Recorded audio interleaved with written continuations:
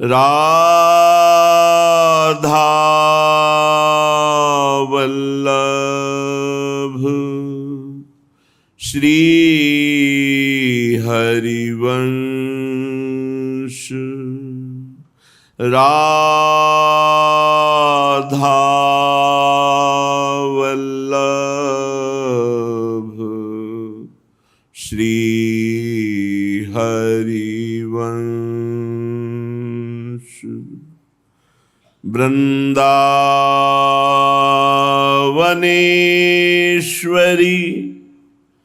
तवैव पदारविन्दम्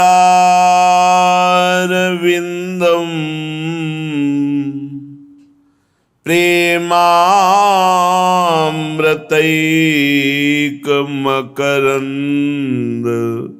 रसौघपूर्णम्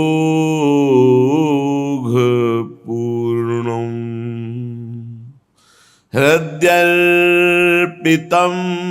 मधुपते स्मरतापमुग्रम्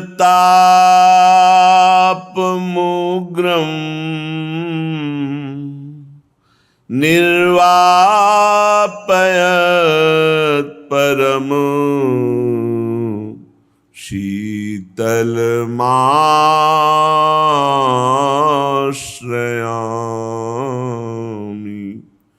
परम शीतलमाश्रयामि।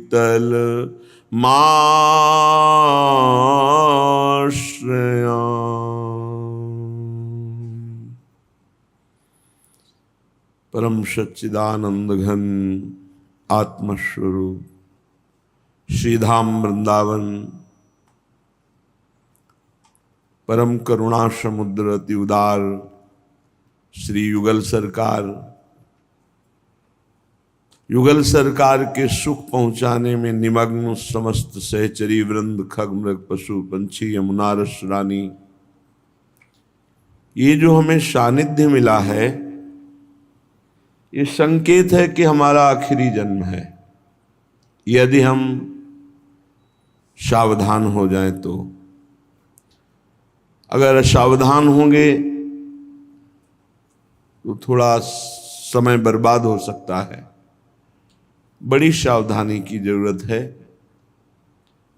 सबसे बड़ी सावधानी है कि हमारा समय भगवत चिंतन विमुख न जाए।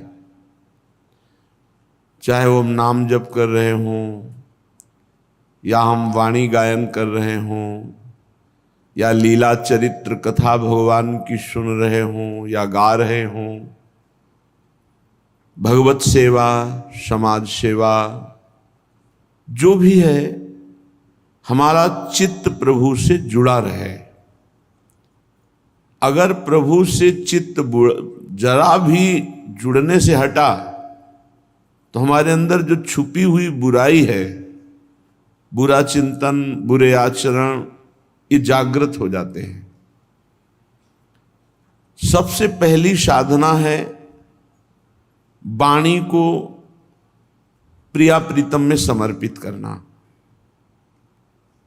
वाणी बहुत अपराध कराती है, इसलिए श्रीपाद प्रबोधानंद जी महाराज कह रहे हैं, परस्परम कथा सुधारस निमग्न करणास्तयोः परस्पर विलोकनाद्युदित रूप लीले क्षणा परस्पर समागमोत्सव रसातिवत्तांतरा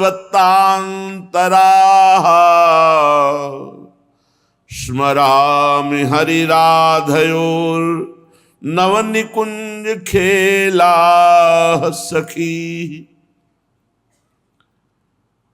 महान समस्त भावों में मुकुटमणि सहचरी भाव, शांत भाव, दास्य भाव, सख्य भाव, वात्सल्य भाव, गोपी भाव और सबसे ऊपर सहचरी भाव।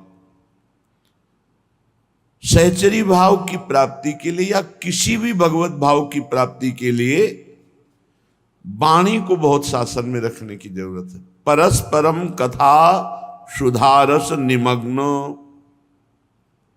जब हम दो चार उपासक मिले तो प्रभु की चर्चा करें, सिद्धांत की चर्चा करें, प्रिया प्रीतम की बात करें, अगर नहीं तो मौन। ये नियम ले लें तो बहुत जल्दी निरपराध वृत्ति हो जाए। जब बोले तो हृदय की ग्रंथि खोले, नहीं तो मौन। बड़ा कठिन है। हमारा जीवन इन्हीं वेगों के शांत करने में व्यतीत होता जाता है। कभी जनेन्द्रीय का वेग, काम भोग, कभी वाकेंद्रीय का वेग, कभी रसेंद्रीय का वेग। इंद्रियों के वेग में हम परेशान हैं, इनको शांत करने में। भगवत चर्चा, श्रवण और कथन में बड़ी सामर्थ्य है समस्त वेगों का शमन कराने की। आप ये नियम लेके देखिए, बोलेंगे तो प्रभु की बात बोलेंगे, नहीं तो मौन रहेंगे। नियम लेके देखिए, वृंदावन वासी हैं, उपासक हैं। चर्चा तो भगवत चर्चा, बोलना है तो बहुत विचार पूर्वक आवश्यक बात, नहीं तो मौन। भाव की परम पवित्र वृत्ति उदय होने लगेगी यदि नियम ले लो। पर है बड़ा कठिन नियम। पर कठिन है, असंभव तो नहीं है। तो हर कठिनता को सहने के लिए तो हम श्रीधाम वृंदावन के आश्रित और वासी हुए हैं भगवत प्राप्ति के लिए। तो हम ये नियम लें, परस्पर कथा सुधारस निमग्न, अपनी प्यारी जू प्यारे जू की चर्चा, और कर्णस्तयो हो, खूब कानों में भर भर करके, श्रवणेन्द्रिय खूब भर भर कर सुने भगवत चर्चा, नाम कीर्तन सुनाए। ये मन हटेगा? बिल्कुल नहीं। मन के कहे पर बिल्कुल नहीं चलना चाहिए। इतना नीच दुष्ट है कि वर्षों की साधना को क्षण में नष्ट कर देता है। बहुत दुष्ट है। इसको देखा है, बड़े बड़े महापुरुषों ने देखा है। जो भगवत प्राप्त महापुरुष जन हैं उन्होंने भी विनय की है। ये मत वाला हाथी मन, कोई भी जंजीर नहीं मानता, तोड़ देता है, प्रभु आप संभालो। कोई कह रहा है कि प्रभु बड़ी दुर्दशा है श्री प्रहलाद जी। जैसे एक पति की बहुत सी पत्नियां हों और वो उसे अपनी अपनी सैया की तरफ ले जाना चाहती हों, फिर उस पति की क्या दुर्दशा, ऐसे ही हमारी दुर्दशा है। हर इंद्रिय अपने भोग में ले जाना चाहती है। नाथ आप कृपा करो। ये बड़ा विचित्र माया का जाल फंस गया है। भोगो तो अशांति, ना भोगो तो अशांति। भोगो तो अशांति, क्योंकि त्यागात शांतिरंतरम, भोगात शांतिरंतरम तो नहीं है। भोग के बाद तो अशांति है। और अशांतस्य कुतः सुखम, जो अशांत चित्त है वो सुखी कैसे हो सकता है? ना भोगी सुखी है और ना त्यागी सुखी है। जब तक अंदर रस बुद्धि है तो बाहर से त्याग करने पर भी वो सुखी नहीं है। तन छाड़े मन गही रहे, दोनों ही दुख होए। तो रसबल छूटे जो विषय, तबही तो सुख होए। रसबल भगवत चर्चा परस्पर करना, भगवत नाम कीर्तन करना, भगवत कथा सुनना, भगवत नाम कीर्तन सुनना। जबरदस्ती कानों को सुनाओ, जबरदस्ती जबान से रटो, नाम कीर्तन करो। देखो कैसा सुधार नहीं होता, देखो कैसे स्थिति नहीं बदलती, अरुचि हो जाएगी। कि आए काम तू भगवान का पुत्र बना, प्रद्युम्न, तो हम भी भगवान के दास हैं। माना तो बहुत खिलाड़ी है, बहुत दाव पेच जानता है, मारता रहा है अभी तक, और फिर भी मारने के लिए उत्साह है। लेकिन परास्त तुझे करूंगा, आज नहीं तो कल तुझे परास्त करूंगा, क्योंकि मैं भी भगवान का अंश हूं और भगवान का दास हूं। कोई दूसरी माटी के हम नहीं बने हैं। जिस पावर से तुम पावरवान होकर त्रिभुवन को परास्त करते हो, उसी पावर को हम केवल भूले हुए हैं, इसलिए हम लोगों को तुम परास्त कर रहे हो। उसी पावर को हम भूले हुए हैं। नाम जापक, भगवत चरणारविंद आश्रित, ये भ्रमित जब हो जाता है कि शरीरों में सुख है, भोगों में सुख है, तब ये काम कामना वासना ये परास्त कर देती है। हारना स्वभाव में नहीं है, साधक के स्वभाव में नहीं होना चाहिए। अगर हम हार भी गए तो हम हार नहीं मानते। कर तू मनमानी कितना करेगा, देखते हैं कब तक तू विजयी होता है। अगर तू अविनाशी का बच्चा है तो हम भी अविनाशी के बच्चा हैं। बहुत काल से मैं अपने प्रभु को भूले रहा, इसलिए तेरी चाल चलती रही और तेरी दाल गलती रही। अब नहीं गलने वाली। क्यों? क्योंकि अब मुझे पता चल गया कि तेरा पावर क्या है, तेरी सामर्थ्य क्या है। अज्ञान से भ्रमित करके तू बार बार मुझे परास्त कर रहा है कि भोगों में सुख है। देख लेना, एक दिन तू घुटने पे होगा। अभी तू विश्व को घुटने पे कर रहा है, लेकिन भक्तों को नहीं कर सकता, जिनको ये बात समझ में आ गई कि सुख भोगों में नहीं, श्री भगवान में है। मनोरंजन करने का स्वभाव छोड़ दो यदि भगवत प्राप्ति करना चाहते हो। भक्त जन रंजन भगवान का नाम है। हमारा मनोरंजन भगवान से होना चाहिए। हमारे मन को आनंद आह्लाद भगवान की चर्चा सुनने में, भगवान की लीला कथा कहने में, भगवान के नाम कीर्तन में, भगवत सेवा पूजा में, भगवत भाव से समाज सेवा में। हमारा मनोरंजन विषयों में नहीं होना चाहिए, व्यर्थ की वार्ता कथन श्रवण में नहीं होना चाहिए। परस्पर कथा सुधा रस निमग्न करणस्तयो हो। खूब भगवत चर्चा करें और कानों को खूब सुनाएं जबरदस्ती। जहां नाम कीर्तन हो रहा वहां बैठ जाओ घंटा 2 घंटा, नाम कीर्तन जोर जोर से करो। थक जाओ तो नाम सुनाओ कान को। कथन और श्रवण का एक ही फल होता है। कथन श्रवण का एक ही फल होता है। जहां भगवत चर्चा हो रही, लीला गायन हो, सुनाओ कानों को। ये बड़े अपवित्र हो गए हैं प्रपंच वार्ता सुनते सुनते। परस्परम विलोकनाद्युदित रूप लीले क्षणाहा। नेत्रों को प्रिया प्रीतम के नेत्रों में मिला। उनकी रूप माधुरी, भ्रकुटी संचालन, मंद मुस्कान, तिरछी चितवन, ये सब देखने की चेष्टा करो भाव के द्वारा। कैसे मुस्कुरा रहे, कैसे देख रही प्रियाजू हमारी तरफ, कैसे लालजू देख रहे प्रियाजू की तरफ। भाव, कटाक्ष, मुस्कान, भावना करो। देखो, तुम्हारी तरफ देख रहे प्रियाजू और प्रियाजू की तरफ देख रहे लालजू।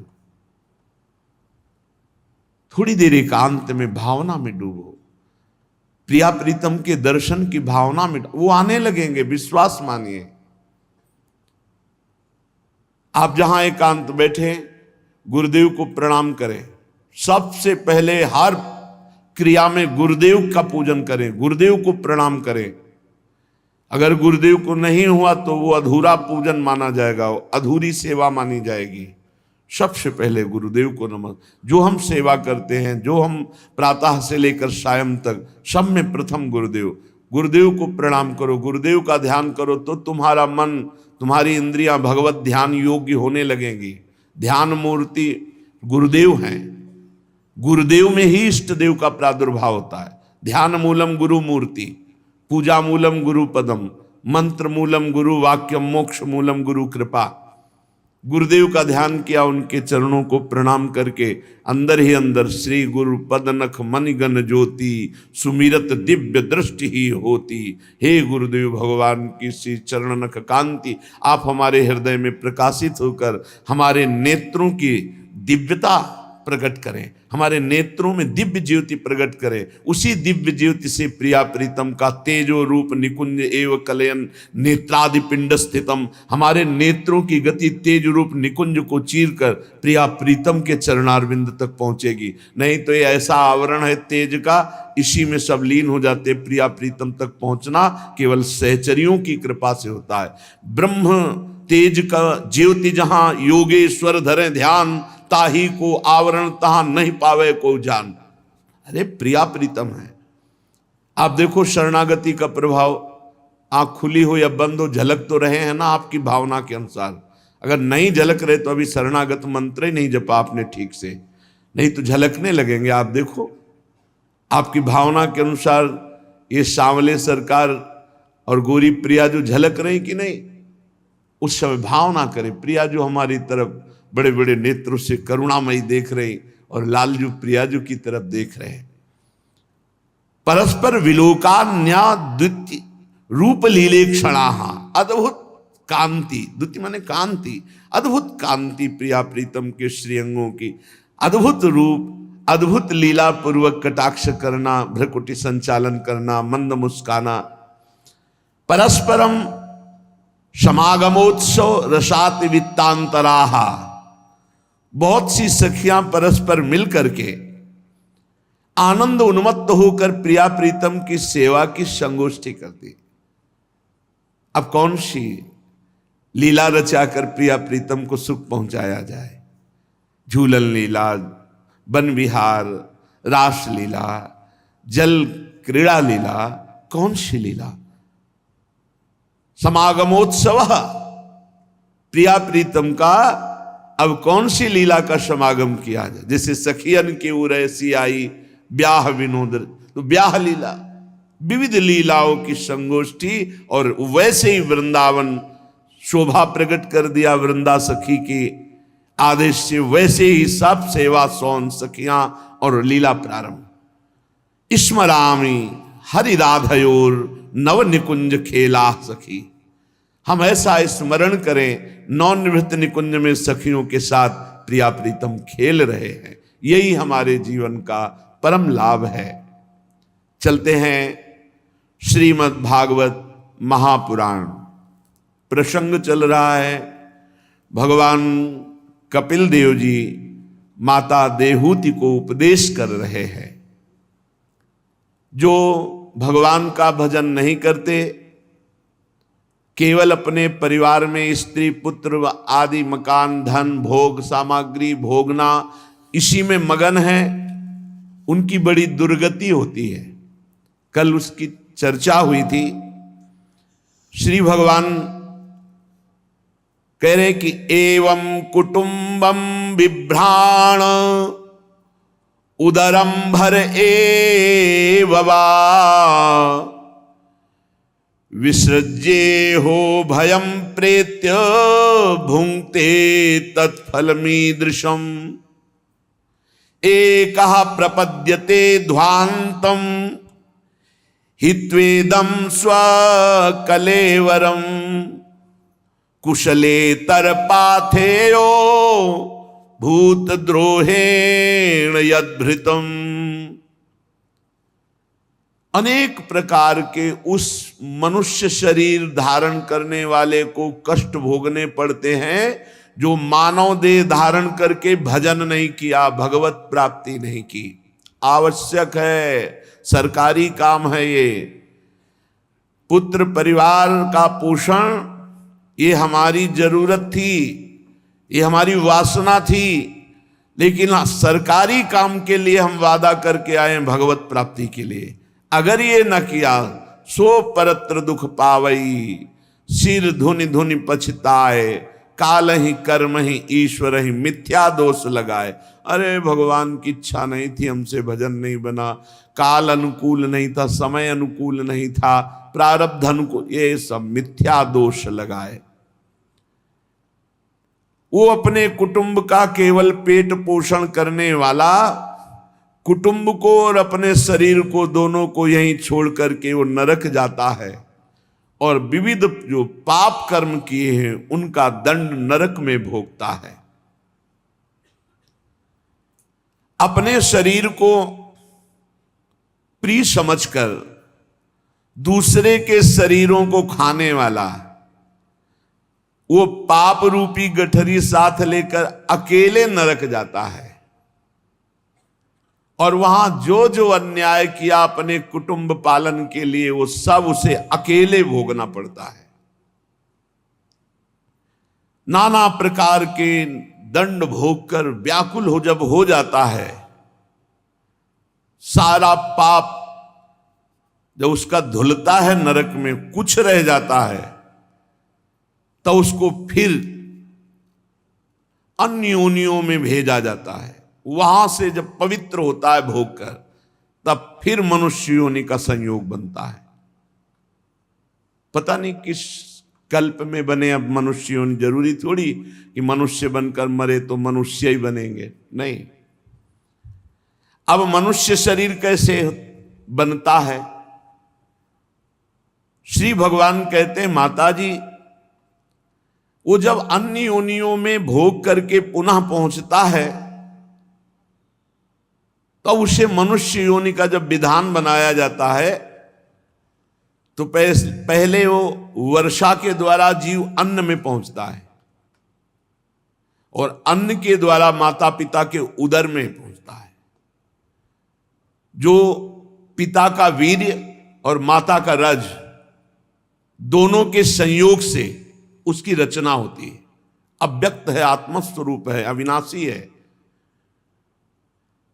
जब माता पिता के संयोग से रज और वीर दोनों मिलते हैं, तो एक रात्रि में वो एक कलल बनते हैं, दोनों मिल करके कलल बनते हैं। 5 रात्रि में वो बुदबुदा बनता है। 10 रात्रि में एक बेर की आकृति जैसा होता है। हम ही तुम हैं। उसके बाद 10 दिन के बाद धीरे धीरे मांसपेशियां बढ़ना शुरू हो जाती हैं। 1 महीने में बड़े अंडे का जैसा रूप। 1 महीने के बाद फिर उसकी सिराकृति बनती है, खोपड़ी की आकृति बनती है। 2 महीने के बाद हाथ पांव के अंग बनना शुरू होते हैं। 3रे महीने में नख, रोम, त्वचा, हड्डी और स्त्री पुरुष का चिन्ह, बालक है या बालिका, ये छिद्र उत्पन्न हो जाते हैं। 4 महीने में मांसाद धातुएं नस नाड़ियों में रक्त संचालन प्रारंभ हो जाता है। 5वें महीने में चेतना जागृत होने लगती है और भूख प्यास लगने लगती है। भारी नरक है, भारी नरक माता का गर्भ। 6ठे महीने में त्राहिमाम बोल देता है, इतना कष्ट। झिल्ली से लिपटा हुआ मां की दाहिनी कोख में बच्चा रहता है, वहीं आसपास मलाशय और मूत्राशय है। उस समय माता को खट्टे चरफरे वस्तुएं पाने का शौक होता है, हर माता को खट्टी चीजें पाने का। वो सब जाकर उसके शरीर को जलाती हैं, ताप पैदा करती हैं। माता के खाए हुए खट्टे चरफरे, नमकीन, मिर्च आदि वाले पदार्थ जघन्य मलमूत्र के गड्ढे में पड़ा हुआ वो शरीरधारी जीवात्मा भारी कष्ट भोगता है, सुकुमार होता है। वहां विष्ठा के कीड़े छोटे छोटे उसके अंग प्रत्यंग को नोचते हैं, भारी क्लेश। इतना क्लेश की क्षण क्षण में उसे मूर्छा आती है। माता को और पसंद होता है गर्मा गर्म, कड़ुआ, तीखा, नमकीन, रूखा, खट्टा, आंतों से घिरा हुआ, और सिर, पेट की ओर तथा पीठ और गर्दन कुंडलाकार, ऐसे मुड़ा हुआ। बहुत कष्ट मां के गर्भ में, बहुत। और देख लो, बड़े ज्ञाता बनते हो। 25 वर्ष, 30 वर्ष, 40 वर्ष की बात है, इसी घर में रह के आए हैं हम सब इसी मां के गर्भ में रह के आए हैं। अब वो बंद झिल्लियों में पराधीन, अंग हिलाने डुलाने में भी असमर्थ, भारी कष्ट। उस समय भगवान की प्रेरणा से उसे कई जन्मों की याद आती है, उसकी स्मरण शक्ति जागृत होती। तत्र लब्ध स्मृतिर दैवात्म कर्म जन्म सतोद्भवम, सैकड़ों जन्मों की उसे याद आती है। अब स्मरण दीर्घ मनुच्छ्वासम शर्म किम नाम विंदते। अब तो भारी भारी लंबी सांसें लेता है, हाय अब दुर्गति से कैसे बच सकता हूं। सैकड़ों जन्मों की याद आती है, उसे बिल्कुल शांति नहीं, घोर अशांति। 7वां महीना आरंभ होने पर ज्ञान शक्ति पूर्ण जागृत हो जाती है। अब प्रसूति वायु से वहां से चलायमान रखती है। यहां माता को आनंद होता है, बच्चा देखो हिल रहा है। उसे भारी पीड़ा, भारी अशांति, भारी क्लेश, केवल जीवनी शक्ति नाभ के द्वारा जो नाल है उसी से, न श्वास लेने की न देखने की, सब कुछ अनुभव हो रहा है। ज्ञान शक्ति जागृत हो गई है। सप्त धातु में स्थूल शरीर से बंधा हुआ वो देहात्मदर्शी जीव भयभीत हो जाता है। उसी समय भगवान की प्रेरणा से उसे भगवान का ज्ञान होता है, तो वो भगवान से स्तुति करता है माता के गर्भ में। तस्योपसन्नमवितुम जगतीच्छयात् नाना तनोर्भुवि चलच्चरणारविंदम सोहम ब्रजामि शरणम कुतो भयम में ये नेद्रसी गतिरदर्श सतोनुरूपा। प्रभु मैं बड़ा अधम हूं। जब आपने हमको अवसर दिया मनुष्य शरीर प्राप्त करके मुक्त होने का, तब मैं भोगों में फंस गया। ये गति मेरे कर्म के अनुसार ही दिखाई है प्रभु, मेरे योग्य है। अपनी शरण में आए हुए इस नश्वर जगत की रक्षा के लिए अनेक रूप धारण करने वाले हे भगवान, मैं आपके चरणों का सहारा लेता हूं जो अपने आश्रित को निर्भय कर देते हैं। प्रभु मैं जीव इस माता के उदर देह में इंद्रिय और अंतःकरण रूपा माया का आश्रय कर पुण्य पाप रूप कर्मों से आच्छादित बद्ध की तरह दुख भोग रहा हूं। बड़ा संतप्त हूं प्रभु। अखंड बोध स्वरूप हे भगवान, हे परमात्मा नमस्कार है। प्रभु इस समय मुझे ज्ञान हो रहा है कि मैं शरीर नहीं हूं, असंग हूं। मैं पांच भौतिक शरीर से संबंध रखने वाला नहीं हूं। इंद्रिय गुण शब्दादि विषय अहंकार ये सब मेरे नहीं है। पर प्रभु ये अभी अभी ज्ञान हुआ है। हे प्रकृति पुरुष के नियंता सर्वज्ञ विद्या शक्ति संपन्न परम पुरुष, मैं आपके चरणों की बार बार वंदना करता हूं। आपकी माया से स्मृति नष्ट हो जाती है कि मैं कौन हूं। यही कारण है कि आत्मा जीव कहलाया और वो माया के तीन गुणों सतोगुण रजोगुण तमोगुण में फंस करके कर्म करता, कर्म बंधनों में बंद करके फिर यही कष्ट भोगता है, बार बार जन्म बार बार मरण। ये माया आपकी कृपा के बिना, आपके दिए हुए युक्ति ज्ञान के बिना ये नहीं नष्ट हो सकती। आपकी कृपा के बिना और आपके द्वारा दिए हुए युक्ति ज्ञान से माया से इस समय जो मुझे ज्ञान हुआ है, मुझे पता है आपने ही प्रदान किया है, मेरी किसी साधना का फल नहीं। सबको ज्ञान होता है गर्भ में। प्रभु सबके हृदय में आप ज्ञान स्वरूप परमात्मा विराजमान हो, सबके हृदय में सबको ज्ञान देते हो। मैं जीव कर्मजनित बंधन को प्राप्त हो गया हूं। त्रिविध तापों की शांति के लिए मैं आपके चरणों की वंदना करता हूं। प्रभु मैं देहधारी जीव दूसरे देह माता के उदर के भीतर मलमूत्र और रुधिर के गड्ढे में पड़ा हुआ हूं।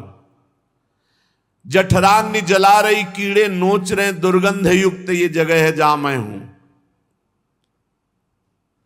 उससे निकलने की इच्छा करते हुए दिन गिन रहा हूं प्रभु, एक एक मिनट गिन रहा हूं कि माता के गर्भ से निकलूं। प्रभु प्रार्थना इस बार निकाल दो इस दिन को यहां से। कह रहे इच्छन नितो विवसितुम गणयन स्वमासान निर्वास्यते कृपण धीर भगवन कदान। एक एक दिन एक एक मिनट गिन रहा हूं कि भगवान की कब कृपा हो कि से निकलूं माता के गर्भ से। पर स्वामी फिर डर लग रहा है कि फिर निकल के गया, आपकी माया फंसा लिया तो फिर सब भूल जाऊंगा, फिर उसी में फंस जाऊंगा, पूरा जीवन बर्बाद हो जाएगा। कभी कभी तो लगता है कि माता के गर्भ में रहना अच्छा है, यहां माया नहीं सता रही, कष्ट ही तो मिल रहा है, पर बाहर गए तो माया फंसा लेगी फिर। इसीलिए श्री सुखदेव जी नहीं निकल रहे थे, नहीं निकल रहे थे।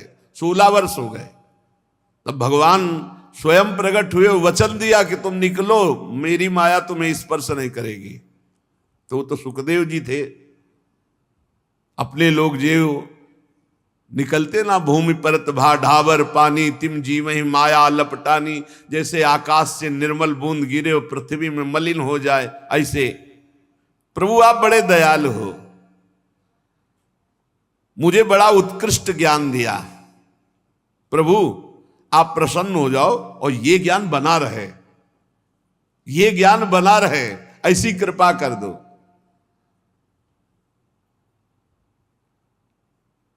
प्रभु इससे बाहर निकलकर जाने की तो प्रबल इच्छा है, पर भय है कि अंधकूप में गिर जाऊंगा, फिर फंस जाऊंगा, वही जहां बच्चा हुआ उसका ज्ञान अपहरण होता है।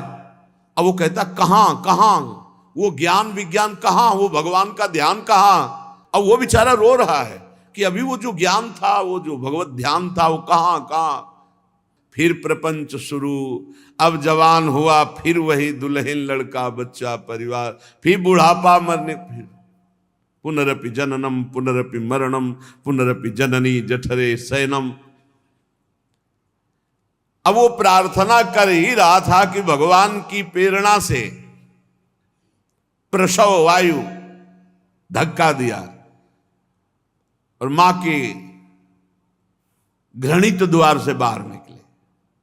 देख लो हमारी तुम्हारी आवागमन की क्या हालत है। और फिर उन्हीं द्वारों में फंस करके वहीं जाने का विधान बना रहे हैं, उन्हीं द्वारों से निकले हैं और उन्हीं द्वारों में आसक्त होकर फिर संसार का कौन सा सुख है। हे भगवान त्राहि माम, बुद्धि शुद्ध करें बस, बुद्धि शुद्ध करें बस, बुद्धि शुद्ध करें, नहीं तो पशुओं से गिरी हालत होती जा रही मनुष्यों की, पशुओं से गिरी हालत। कैसे? पशुओं का तो एक समय है ऋतुकाल, मनुष्यों का कोई समय नहीं। राक्षसी बुद्धि छाई जा रही, ये नहीं सोच रहे कि मनुष्य जीवन सतमार्ग से चलने से, धर्म से चलने से ये जो लाभ प्राप्त होना हो, या धर्म आचरण करने से बहुत बड़ा पतन हो जाएगा। अब वो अत्यंत व्याकुल होकर नीचे सिर करके कष्ट से बाहर निकलता है, श्वास की गति रुक जाती है, सोई वो स्मृति गई। पृथ्वी पर माता के रुधिर और मूत्र और सब लिबलिबे पदार्थ के कीड़े की तरह छटपटाता है। गर्भवास का सारा ज्ञान नष्ट हो जाता है और देहाभिमान रूपी अज्ञान दशा उसको प्राप्त हो जाती है और वो बार बार जोर जोर से रोने लगता है। फिर लोग जो उसका अभिप्राय रोने का नहीं समझते हैं, उनके द्वारा उनका पालन पोषण होने लगता है। ऐसी अवस्था में प्रतिकूलता की निषेध की शक्ति तो है नहीं। अब शिशु अवस्था में मैली कुचैली खाट पर सुला दिया गया, छोटे छोटे जीव उसके कोमल शरीर को काटते, ना खुजलाने की सामर्थ्य, ना उठने की सामर्थ्य, ना करवट बदलने की सामर्थ्य, ना बता पाने की सामर्थ्य कि क्या कष्ट है। उसकी त्वचा बड़ी कोमल होती है, दांस मच्छर आदि को बड़ा अच्छा लगता है काटना, कोमल त्वचा। अब बच्चा अवस्था में भी रोने के सिवा वो कुछ नहीं कर सकता। बाल्यावस्था गई, कौमार अवस्था आई, खेल में मगन। पौगंड अवस्था भोग कर जब युवा अवस्था में पहुंचा तो बस काम भोग। जौवन ज्वर के ही नहीं बलकावा, जवानी का बुखार किसको नहीं परास्त कर दिया, उसी को जो भगवान की शरण में है। नारी नयन सर जा ही न लागा। त्रिभुवन में वही जिसको अरविंदाक्ष भगवान के चिंतन का स्वभाव है, निरंतर अंतर पड़ा तो उसको भी, क्योंकि वो भी भगवान की ही सामर्थ्य से युक्त है। अब भोगों में ऐसी उसकी रुचि हो गई कि बिल्कुल भूल गया कि मुझे भजन करने के लिए यहां भेजा गया। अज्ञानवश बस काम, क्रोध, लोभ, शोक इन्हीं में फंस गया। देह जैसे जैसे बढ़ा, सहदेहेन मानेन वर्धमानेन मन्युना करोति विग्रहं कामी कामी स्वन्ताय चात्मनः भूतैः पंचभिरारब्धे देहे देह बुधो सकृत अहम मेत्य सदग्राह करोति कुमतिर्मतिम तदर्थम कुरुते कर्म यदबद्धो याति संस्कृतिं योनुयाति ददत् क्लेश मविद्या कर्म बंधन। जवान देहाभिमानी अब वो रसेंद्री जनेन्द्री के भोगों में फिर फंस गया है। मुर्गा मछली मांस दुनिया का खाके और व्यभिचार काम परायण अपना नाश फिर शुरू कर दिया। जवानी मदोन्मत्त, मत वाले हाथी की तरह कुछ नहीं दिखाई दे रहा। कोवा मदांधो मदना तुरो, अंधों में अंधा कौन जिसे काम ने अधीन कर लिया है। अब जब उसकी कामनाओं में कोई बाधा डालता, भयंकर क्रोध आ जाता। क्रोध से वो कई पुरुषों से वैर ठान लेता है। खोटी बुद्धि वाला ज्ञानी जीव पंचभूतों से रचे हुए शरीर को मैं मान करके नाना प्रकार का अभिमान, पूरी जवानी पापाचरण करने में, धन कमाने में, जैसे बने भोग भोगने में। अरे ये शरीर फिर वृद्धावस्था को जाएगा, फिर मरेगा, उसको ये पता नहीं। तरह तरह के ऐसे पापाचरण कर्म किए, चित्त शांत, मन अशांत। अगर सन्मार्ग में चलने के लिए कोई उपदेश करे तो इतना जिह्वा और जनेन्द्री के भोग में उसे मलिन कर दिया है, उसको ऐसा लगता है बड़ा सुख है, वो छोड़ नहीं पाता। रसेंद्री का और जनेन्द्री का समागम भोग नहीं छोड़ पाता। इस अवस्था में सतमार्ग में जो प्रेरणा देते हैं उनका साथ छोड़कर ये अनुगमन उन्हीं लोगों का करता है जिसके कारण इसको नरक मिले, दुष्ट लोगों का संग। ऐसे लोगों का ये संग पकड़ता है जो ना सत्य है, ना सोच, सोच माने पवित्रता, ना बाहर की पवित्रता, ना भीतर की पवित्रता, ना वाणी में सत्य, ना संयम, ना दया, ना बुद्धि भगवत वाली, ना लज्जा, ना क्षमा, ना यश, ना मन इंद्रियों पर संयम, बस मनमानी पापाचरण। अत्यंत सोचनी, काम के खिलौना, जैसा काम चाहे वैसा, अशांत, देहाभिमानी। ये असत पुरुष ऐसों का कभी भी भूल कर साधक को संग नहीं करना चाहिए, भगवान कपिल देव जी कह रहे हैं। क्योंकि न तथास्य भवेन्मोहो बंधश्चान्य प्रसंगतः योषित संगाद्यथा पुंसो यथा तत्संग संगतः। साधक को, मनुष्य को, उपासक को और कोई ऐसा नहीं बांध सकता जैसा योषित संगाद्यथा, काम भाव से स्त्री संग बांध देगा, और जैसा कामियों का संग बर्बाद कर देगा ऐसा कोई संग नहीं। इसलिए ना तथास्य भवेन मोहो, ऐसा ज्ञान, ऐसा बंधन, ऐसी आसक्ति और कहीं नहीं होती। एकमात्र योषित संगाद्य था या तत्संग संगतः, कामिनी का संग या कामी पुरुषों का संग, दोनों का त्याग करके असंग भाव से मेरी इस माया का बल तो देखो। बड़े बड़े दिग्विजयों के सर पर पैर रख करके नाचती है, बड़े बड़े दिग्विजयों के पैर, जो दिशाओं को भी जीत ले ऐसों के सर पर पैर रखकर नाचती, देखो मेरी माया का प्रबल बल। भ्रकुटी और मुस्कान मात्र से, भ्रकुटी संचालन और मुस्कान मात्र से, कौन ऐसा जिसको मोहित न कर ले? जब सृष्टि रचने वाले विधाता को मोहित कर लिया तो औरों की तो बात जाने दो। पीछे सुना है आपने, बहुत ध्यान से। बलम में पश्चिमाया स्त्री मैया जैनो दिशाम या करोति पदाक्रांतान भू विजम्रेण केवलम। देखो तो मेरी इस माया का बल, जो दिशाओं पर विजय प्राप्त कर उनको भी रौंद दिया, उनकी भी खोपड़ी झुकवा करके रौंद दिया।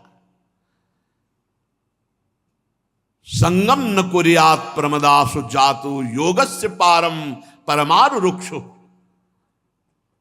अगर कोई भव समुद्र से पार जाना चाहता है, गृहस्थ है, तो एक पत्नी व्रत नियम ले लो। जिसका पाणी ग्रहण क्रिया है बस उसकी दृष्टि भर नहीं, अन्यत्र दृष्टि अगर दूषित करोगे तो पक्का वो नरक जाने का रास्ता है। संगम न कुर्यात प्रमदासु जातु, भगवान कपिल देव। योगस्य पारम परमारु रुक्षु मत सेवया प्रतिलब्धात्म लाभो वदंती या निरयद्वारमश्य। मेरी सेवा, मेरा भजन, मेरा चिंतन यदि निरंतर करके परम पद पर आरूढ़ होना चाहते हो तो विवेकी पुरुष वही है जो प्रमदा कामिनी का किसी भी तरह संग न करे। साध्वी का वही परम कर्तव्य है कि किसी भी तरह पुरुष शरीर का संग न करे और परस्पर कामाकर्षण वाले संग का भी त्याग करे, क्योंकि यह संग खुला हुआ नरक का द्वार है। मेरी रची हुई ये जो माया है ये धीरे धीरे नजदीक आती, समझने नहीं देती और फिर ऐसे गिरा लेती जैसे तिनके से ढका हुआ कुआं हो और आप बराबर समझ कर पैर रखे हो, मुंह भरा गिर जाए। तो साधक को चाहिए योपयाति शनैर माया, शनैर माने धीरे धीरे, योषित देव विनिर्मिता तामीक्षेतात्मनो मृत्युम तृणैकूपमिवाव्रतम। साक्षात मृत्यु देखे, मृत्यु ये मृत्यु है मेरा नाश करने के लिए। इसलिए योषित देव विनिर्मिता, देवताओं के द्वारा प्रेरित होकर के हमारे परम पद को छुटाने के लिए, भ्रष्ट करने के लिए माया आई है। संगम न कुर्यात प्रमदासु जातु, क्यों? योपयाति शनैर माया योषित देव विनिर्मिता तामीक्षेतात्मनो मृत्युम तृणै कूपमिवाव्रतम। जैसे कुआं तृण से ढका हो, अगला कदम तुम्हारा कुएं में ही जाओगे, ऐसे बहुत सावधान। भगवान कपिल देव जी महाराज कह रहे, या मन्यते पतिम मोहान मन माया मृषभायति स्त्री त्वम स्त्री संगतः प्राप्तो वित्तापत्य गृह प्रदम। स्त्री में यदि जो आसक्त हो गया तो अगला जन्म उसका पक्का हो गया, स्त्री ही होगा। जीव पुरुष शरीराभिमानी जो स्त्री में आसक्त है, या मन्यते पतिम, मैं इसका पति हूं, मोहन मन माया मृषभायति, वो मेरी माया से मोहित होकर अपने को पति समझता है, और सामने स्त्री, तो स्त्रीत्वम स्त्री संगतः अत्यंत आसक्त, तो प्राप्तो वित्ता पतक ग्रह प्रदम, वो निश्चित अगले योनि उसको स्त्री की प्राप्त होगी। आसक्त बहुत विचित्र होते हैं। तामात्मनो विजानीयात पत्य पत्य ग्रहात्मकम दैवोपसादितम मृत्युम मृगयोर गायनम यथा। जैसे व्याधे का गान सुन करके मृग आकर पास खड़े हो जाते हैं और फिर उनको छाती में बाण सहना पड़ता है, मरना पड़ता है, ऐसे विधाता की रची हुई फांसी समझो, ये काम कामनी वासना की खेल जो है ना, ये विधाता की निश्चित की हुई मृत्यु समझो, फांसी समझो। बोले अपने लोगों की क्या बात है, अपने तो माता से पैदा हुए हैं, स्त्री शरीर से पैदा हुए हैं। जिन्होंने कभी स्त्री देखा नहीं तो पैदा भी नहीं हुए थे स्त्री से। श्रृंगी ऋषि श्रृंग वो हिरण से पैदा हुए थे। उनके पिताजी विभांडक ऋषि, वो दिनचर्या के लिए जल लेने गए थे तो वहां देखा कि गंधर्व अप्सरा केली करे, अप्सरा को देखा तो अप्सरा का शरीर, बहुत उन्होंने अपनी इंद्रियों को काबू में करना चाहा, लेकिन भगवान की लीला थी तो उनका वीर शक्ति स्राव हो गई। अब वो जल में संध्या तर्पण आदि के लिए स्नान करके अब वो प्यासी हुई मृगी आई, पिया तो ब्रह्म ऋषि का बड़ा ओजस्व तो गर्भ रह गया। और जब उसके संतान हुई तो वहीं आश्रम के समीप ही एक सींग केवल हिरण का, जैसे गोकर्ण जी के कान केवल गाय के और बच्चा मनुष्य का, ऐसे सींग केवल एक और बकाया ब्रह्म ऋषि के। वो ध्यान के द्वारा देखा रहे तो मेरे ही बालक है, उठा के आश्रम में पालन करने लगे। कभी स्त्री देखा ही नहीं था। श्रृंगी ऋषि ने, जो ऋषि श्रृंग कहे गए, कभी देखा ही नहीं था। तो कह रहे तुम तो स्त्री से पैदा हुए हो, समाज में रह रहे हो, जिसने कभी देखा ही नहीं था उनकी हालत। अब एक दशरथ जी के मित्र थे लोमपाद महाराज, लोमपाद जी। अब उनके जो पुत्री थी वो चक्रवर्ती सम्राट अयोध्या नरेश महाराज दशरथ की पुत्री शांता, दोनों में मित्रता थी कि प्रथम संतान जो होगी वो दे दे। तो प्रथम संतान ये युवावस्था को प्राप्त हो गई थी और अकाल पड़ गया राज्य में। तो ब्रह्म ऋषियों से पूछा कि अकाल ये सूखा पड़ गया, इसका कैसे निराकरण हो। तो उनका एक ही उपाय है, आप राज पदवी से हटो। आप राज पदवी पे बैठोगे तो 12 वर्ष तक अकाल ही रहेगा। और राज पदवी पे विभांडक ऋषि के पुत्र श्रृंगी ऋषि को विराजमान करो और अपनी पुत्री का पाणी ग्रहण संस्कार करके अभी वर्षा हो जाएगी। तो उनका जगत रक्षा के लिए, प्रजा रक्षा के लिए मैं ऐसा अवश्य करूं। बोले नहीं, बहुत कठिन है। बोले ब्याह हो ही नहीं सकता। बोले वो इस विषय शून्य है, उनको पता ही नहीं है संसार का राग रंग। और विभांडक ऋषि उनको महान तप में संलग्न किए हुए हैं। तो ब्राह्मणों से कहा फिर क्या हो। तो बोले पहले उनके अंदर काम संस्कार तो डाले जाएं, संस्कार ही नहीं है काम के, तो ब्याह का मतलब क्या होगा। बोले ऐसे ब्रह्म ऋषि की संतान में काम संस्कार कोई खिलवाड़ है। तो बोले खिलवाड़ तो नहीं, पर हो सकता है राज्य की प्रसिद्ध जो गान करने वाली वैश्याएं हैं, नृत्यांगनाएं हैं, उनको बुलाया जाए और अच्छी धनराशि दी जाए और वो काम कला में प्रवीण होती है, वो जाके संस्कार डालें। अब बुलाए गई तो बड़ी प्रवीण सब एक से एक। जीव ही श्रृंगी ऋषि के बाद सबने कान पकड़ लिया, महाराज भस्म करवाना चाहते हो।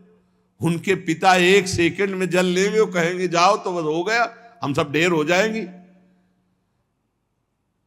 हाथ जोड़ा महाराज ने कि हमारी और सारी प्रजा के जीवन की बात है। तो उनका महाराज है तो बहुत कठिन, प्राणों की बाजी लगा दूंगी आपके लिए, पर हमारे लिए व्यवस्था की जाए जैसी हम चाहते हैं। बोले हाँ। बोले 1 योजन मतलब 4 कोस की नाव और उसमें पूरा आश्रम का निर्माण, ऐसा न दिखाई दे कि नाव चल रही है, और पूरा आश्रम, और उसमें 50 नवयुवतियां और सब कलाओं में प्रवीण, सुंदर एकदम ऐसे। और जो वयोवृद्धा प्लान बनाई थी उसकी जो पुत्री थी बड़ी प्रवीण थी। उससे कहा जान की बाजी लगा के जाना और श्रृंगी ऋषि को ये खवाओ ये पियाओ ऐसे ऐसे। और वहां गुप्तचर लग गए राजा के। पता चला हफ्ते में एक बार श्रृंगी ऋषि के पिताजी विभांडक ऋषि जाते थे कंदमूल फल लेने। अब 2-4-10 घंटा तो लगते ही थे, इधर फल उधर फल, कोई एक बगीचा थोड़ी सेव का कि तोड़ के ले आए। सूचना मिली, गए बहुत डरती हुई भगवान को प्रणाम करके कि भगवान क्षमा करना, संपूर्ण देश की रक्षा के लिए राजा की आज्ञा से मैं ऐसा करने जा रहा हूं, यद्यप बड़ा अमंगल कार्य है किसी ऋषि को उसके मार्ग से। अब वहां आश्रम की मर्यादा की जो ऋषि आते, ऋषि मुनि आते, तो उनको सिखाया गया था श्रृंगी ऋषि को खड़े होकर के आदर करना, आसन देना, अर्घ देना, जो भी कंदमूल फल है वो पवाना, सम अवस्था के हैं तो गले लगाना ऋषियों की। और उसको स्पष्ट उस बूढ़ी वैश्या ने सिखा दिया था ऋषि के द्वारा दिए हुए ना आसन पे बैठना, क्योंकि भस्म हो जाओगी।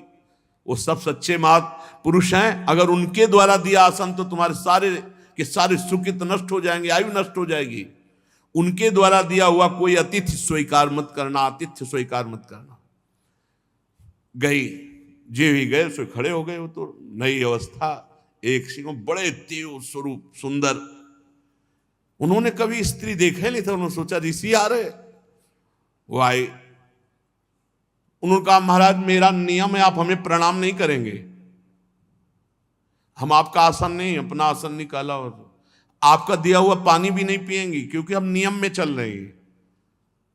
अच्छा हाँ, बोले इतना हो सकता है। गले लग, जो ही गले लगे तो आज तक किसी ऋषि मुनि के गले लगने में ऐसा उनको अनुभव नहीं हुआ था। अरे कहां वो त्वचा, कहां गर्मी सर्दी सहने वाली त्वचा ऋषि मुनियों की। तो उनका ऋषि, आप किस देश के ऋषि जिनके केस लंबे लंबे, हमारे केस तो जटा पड़ गए। वो एकदम भोले, संसार को जानते नहीं थे। तो उनका हम थोड़ी दूर चलना पड़ता है, हमारा एक नगर है जिसमें हम जैसे बहुत से ऋषि मुनि हैं, तो उनका हम एक पेय बना के पीते हैं, इसलिए इतने सुंदर हैं। उनको पिलाओ, पिलाया, खवाया, अच्छे अच्छे फलों का जूस, आसो खूब। अरे अब तो श्रृंगी ऋषि को लगा कि कभी भी विभांडक ऋषि लौट के लावे और ये ऋषि हमारे साथ रहे। इतने में इशारा हुआ गुप्तचर का कि महाराज वहां से चल पड़े। तो उनका बस हमारे अनुष्ठान का समय होता, हम जा रहे हैं। विकल हो गए कुछ क्षण के मिलन में और कहा ऋषि हम आपके बिना जीवित नहीं रह सकते। तो उन्होंने कहा आप धैर्य रखना, मैं समय लगा के फिर आती हूं। वो ऐसे बैठे थे श्रृंगी ऋषि।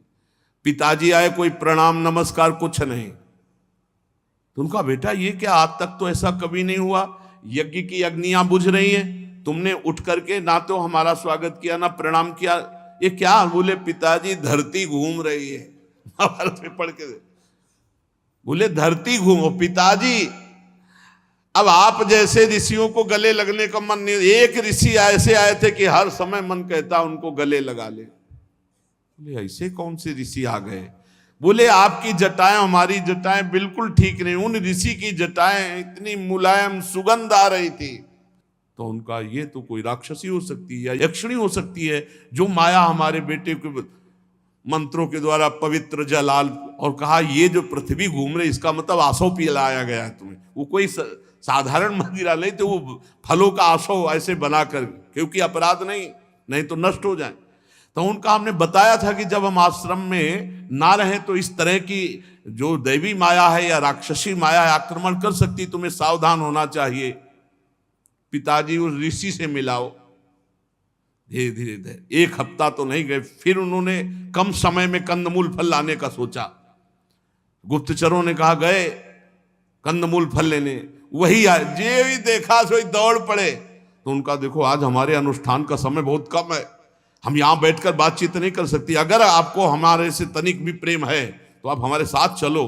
तो उनका हम कभी लौट के ले जाएंगे आश्रम में, आपके साथ चलेंगे। चल, जिन्होंने कभी स्त्री नहीं देख, पहुंचे तो नाव थी, एक योजन मुझसे 4 कोस चारते 12 किलोमीटर की नाव, पूरा आश्रम। और देखा तो एक से एक सुंदरिया नव युवती। बोले ये ऋषि यहाँ। बोले अब हमको अपने आश्रम कभी ले जाना, हमें जिंदगी भर आपके आश्रम में रहना है। नाव चल पड़ी, फिर ले गए और महलों में उनको फिर शांता जी के साथ पाणी ग्रहण हुआ सिंहासन पर। तो यहां कह रहे हैं कि जो मृगी से प्रकट हुए कभी देखा नहीं, इसलिए देहेन जीव भूतेन लोकालोक मनुब्रजन भुंजानेव कर्माणि करोत्य विरतम पुमान। जीव को चाहिए कि ये जो मानव देह मिला इसको नष्ट न करे, इसको सार्थ। बहुत बड़ी बात है, ये केवल लिखा पढ़ी की नहीं, हर समय दिमाग में छा जाए तो अभी आपको अनुभव में आने लगेगा कि हम कितना बड़ा घाटा कर रहे हैं जो अपने समय को भगवान से विमुख व्यतीत कर रहे हैं। ये जीव ऐसा फंस जाता है, फिर ऐसे कर्म करता है, प्रारब्ध कर्म वो बन करके फिर नए देह की प्राप्ति, फिर वहां भोगना, ये बार बार माता जी चलता रहता है जब तक मोक्ष नहीं होता। इसलिए चाहिए कि मानव शरीर से संत महापुरुषों का संग करके ऐसा ज्ञान प्राप्त कर ले, ऐसा भजन कर ले कि वो इसी जन्म में स्थूल सूक्ष्म कारण तीनों शरीरों से राग रहित होकर भगवत प्राप्त हो जाए। तस्मान कार्या संत्रासो न कार्पण्यम न संभ्रमः बुद्ध्वा जीव गतिम धीरो मुक्त संगश्चरेदिह। उपासक को चाहिए कि ये सब सुनकर भयभीत ना हो जाए, कमजोरी ना आने पावे। भय मत करो, भगवान हजारों जन्मों की सेकंड में बिगड़ी बना देने वाले हैं।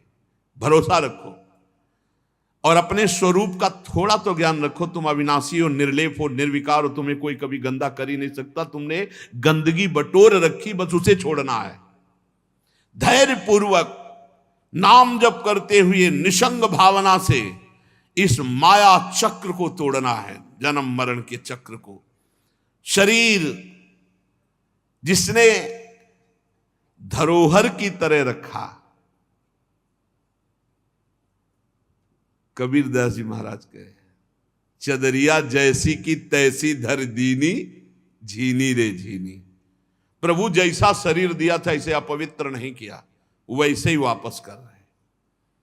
जैसी बुद्धि दी थी कभी से फंसने नहीं दिया, वैसे ही भीष्म जी कह रहे हैं प्रभु श्री कृष्ण से अंतिम समय, मेरी बुद्धि रूपी कुमारी कन्या का श्री कृष्ण वरण करो। आज तक बुद्धि ने किसी का वरण नहीं किया। इस शरीर को धरोहर की भांति रख करके जितने दिन जीना है खूब नाम जप करो, धर्म पूर्वक आचरण करो, दूसरों को सुख पहुंचाओ और वो सब भगवान को अर्पित कर दो, उसका फल हो जाएगा भगवत प्राप्ति। और जो पुरुष ऐसा नहीं करता, केवल घर में रहकर सकाम भाव से गृहस्थों के धर्म का पालन करता है, न नाम जप, न भजन, न कीर्तन, न कथा, न परोपकार, और बस वही काम भोग का अनुष्ठान, तरह तरह की कामनाओं से मोहित, भगवत धर्मों से विमुख, और बहुत बना तो श्राद्ध पितरों को पिंडदान, बस इसी में लगे रहते हैं। उनकी बुद्धि केवल उपासना कर सकती है तो पिंडदान देवता पितर इन्हीं को। और ये उपासना जब बहुत अच्छी हो जाए देवताओं की, पितरों की, श्राद्धों की, तो चंद लोक तक पहुंचाती है, कोई भगवत प्राप्ति नहीं। चंद लोक से पुण्य क्षीण होकर फिर यही मृत्यु लोक में आना पड़ता है। जिस समय प्रलयकालीन भीषण शेष जी के फणों से जहरीली आग निकलती है तो ब्रह्मलोक तक सब भस्म हो जाता है, औरों की तो बात क्या, ये चंद्रलोक आदि क्या। इसलिए विवेकी पुरुष को चाहिए, ये स्वधर्मान दुइहंति धीरा कामार्थ हेतवे निसंगा न्यस्त कर्माणः प्रशांता शुद्ध चेतसः निवृत्ति धर्म निरता निर्ममा निरहंकृता स्वधर्माख्येन सत्वेन परिशुद्धेन चेतसा। ऐसे जाते हैं भगवत धाम को, अनासक्त हैं, जो किसी से भी आसक्ति नहीं, सब में भगवत भाव, प्रशांत, किसी भी द्वंद्व से वो विक्षेप को प्राप्त नहीं होते, प्रशांत। अंतःकरण की कैसी भी स्थिति हो, उपासक को कभी विक्षिप्त नहीं होना चाहिए। आप अंतःकरण नहीं हो उस समय, तत्काल ध्यान, अशांत है अंतःकरण, बहुत परेशानी, जलन हो रही, आप बिल्कुल अलग हो जाओ। बड़ी मस्ती की बात, बहुत मना कर रहे थे कि नहीं नहीं नहीं, भोग मर, असंग, अब भोग तो असंग हो जाओ, तुम अविनाशी हो, तुम अंतःकरण नहीं हो, तुम देह नहीं हो, बस ये समझ पाओ तो समझ पाओ। यही समझ आ गई तो हर परिस्थिति में प्रसन्नात्मा, ब्रह्मभूता प्रसन्नात्मा।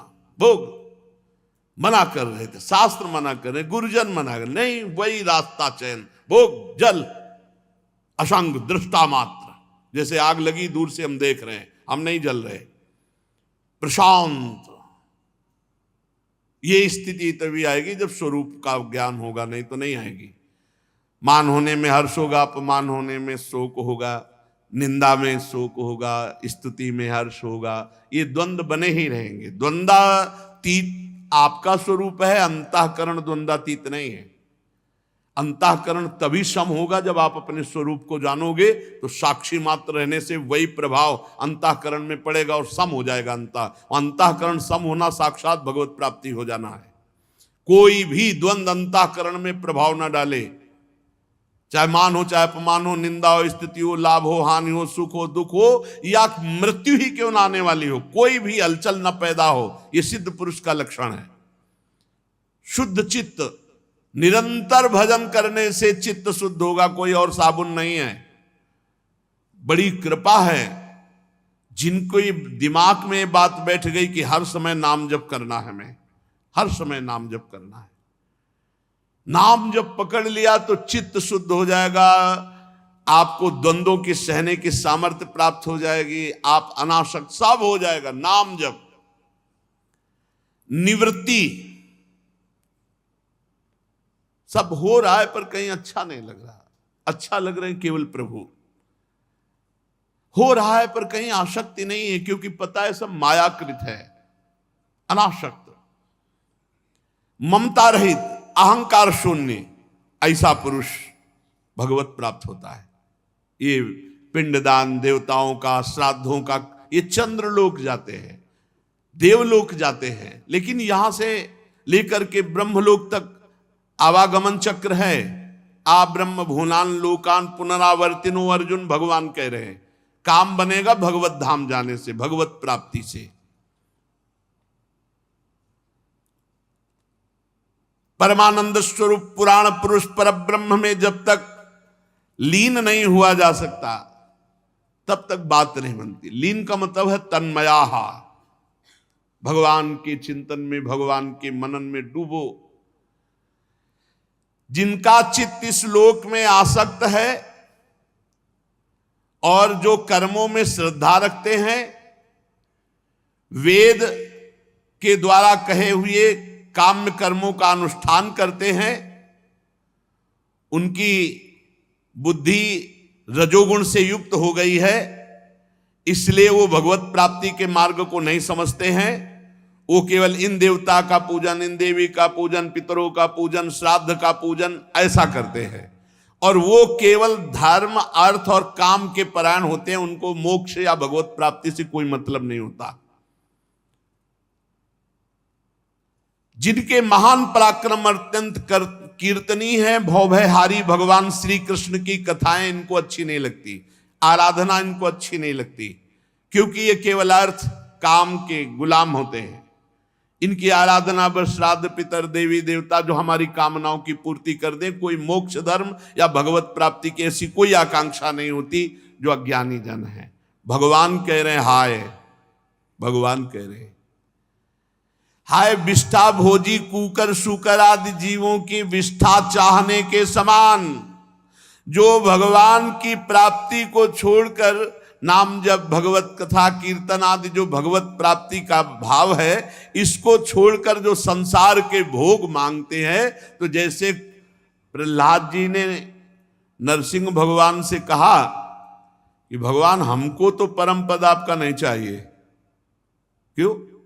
हमें आपकी लीला कथा सुनने को मिलती है, आपका नाम जपने का अभ्यास है, आपका चरणामृत पीते हैं, आपके आश्रित, मुझे आपका आशीष नहीं चाहिए, हमें आपका आशीर्वाद चाहिए इन भूले हुए जीवों के लिए, इनको भगवत प्राप्ति होनी चाहिए। हम तो आपकी लीला कथा चरणामृत के बल से माया पर विजय प्राप्त कर लेंगे, भगवान ने कहा लिवा लाओ जिनको, अभी हम बैठे सीधे बैकुंठ भेज देंगे। पूरे नगर में कोई भी बैकुंठ जाने के लिए तैयार नहीं हुआ।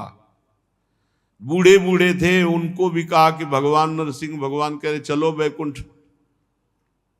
अभी क्या है, अभी लड़का नादान है, पूरी संभाल नहीं पाएगा, भगवान से कह दो कुछ दिन का समय दें। तो फिर कोई तैयार नहीं हुआ। एक सूकरी मिली, सूकरी से कहा तेरा जीवन कितना घृणित है, चल बैकुंठ चल, भगवान संतों से सुना है। तो सूकरी ने कहा बैकुंठ में मिलता जो यहां खा रहे हैं? बोले नहीं। बोले भी नहीं जाना बैकुंठ। बोले हाय विष्ठा भोजी सूकर जैसे विष्ठा ही चाहता है, ऐसे जो मनुष्य जीवन प्राप्त करके भगवान का नाम जब, भगवान की कथा, भगवत सेवा, जो भगवत प्राप्ति का हेतु है, इनको छोड़कर, भगवत प्राप्ति की चाह छोड़कर जो भोगों को मांगता है वो ऐसे ही है जैसे विष्ठा भोजी सूकर कुकर विष्ठा मांगे।